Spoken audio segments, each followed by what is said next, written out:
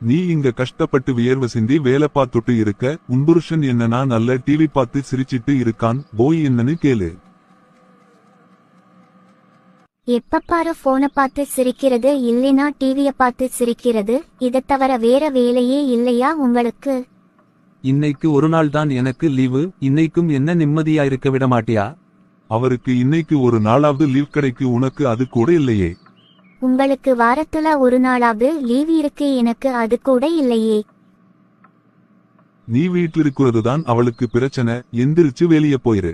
இப்ப உனக்கு என்னதான் பிரச்சனை? நான் வீட்ல இருக்கிறது பிடிக்கல அப்படிதானே?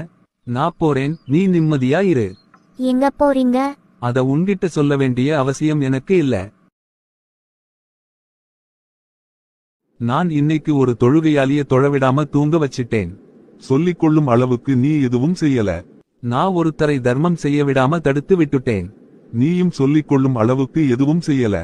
நான் இன்னைக்கு கணவன் மனைவிக்கு இடையே சண்டையை உண்டு பண்ணிட்டேன். ஷபாஸ், நீதான் சரியான ஆள்.